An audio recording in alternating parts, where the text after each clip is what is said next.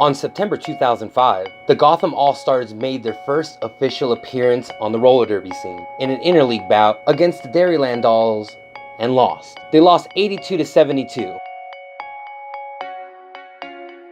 Just a few years later in 2008 in Portland, Oregon, Gotham reigned supreme for the very first time, taking down the Windy City Rollers, with Bonnie Thunders taking home the MVP award. In 2009, they carried over their 13-game winning streak and brought it up all the way to 18 consecutive wins against teams like Charm City, Texas, Carolina, Providence, and Boston, and finally falling to Philly in a nail-biter that ended up with a score 90-89. So an 18-game winning streak stretching all the way to their championship season in 2008, now falling in 2009 in September, that's a pretty impressive streak.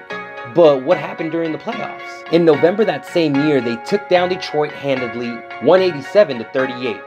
That kind of sounds like Gotham, right? But when they arrived into the quarterfinals against the eventual champions, Oli. So when they felt, they decided to regroup for the fact that they were champions last year and they couldn't pass the quarterfinals in 2009. There was something wrong, but it wasn't their motivation. So fast forward into the 2010 season, ECDX in Philadelphia, the All-Stars defeated Windy City for the 5th consecutive time. Gotham also defeated Boston for the 4th straight time. In August, Gotham went to Portland, Oregon for Hometown Throwdown, held by Rose City, and just cleaned house, winning against Bay Area, Rat City, and the home team, Rose City. In September 2010, the All-Stars regained the WIFTA East Regional title at the Derby in the Burbs East Regional Playoffs. Gotham ran through teams like Providence Roller Derby, Charm City, and Philly to sweep the tournament and claim their 3rd regional title in 4 years. 3 titles in 4 years. 3 out of 4. 3 out of 4. That might come in handy in a little bit. At the 2010 WIFTA Championships in November, called Uproar on the Lakeshore in Chicago, Gotham first defeated Texas 151-52 to advance to the semifinals.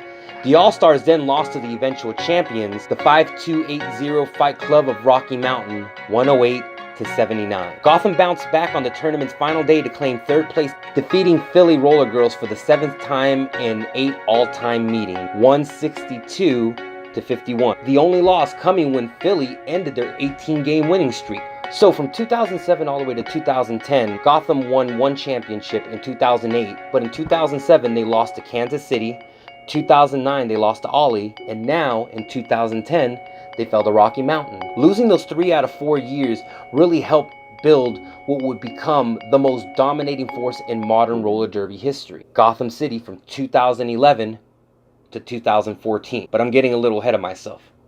Let's get to the championship year. In 2011, the All-Stars dominated regional competition like Steel City, Charm City, defeated both Boston Massacre and Boston Derby Dames, and the New Skids on the Block from Montreal. At ECDX, the All-Stars achieved significant victories over Philly and their eventual adversary that would take them down in 2014, Rose City. In September, the All-Stars won the Nightmare on 95 WIFTA East Regional Tournament in Baltimore with victories over Steel City and Philadelphia. But the thing that people might mostly remember about that particular tournament was the Dutchland controversy, in which Dutchland controversially chose not to play and forfeit, giving Gotham that 100-0 victory. Now that's a whole story all in itself that we'll eventually get to.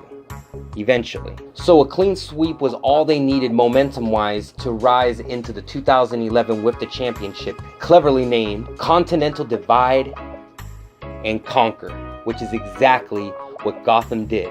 Kind of fitting for a name. Gotham All-Stars prevailed over Rocky Mountain. Now remember, Rocky Mountain knocked them out just a year prior, so now they finally got the revenge on that team. Rocky Mountain?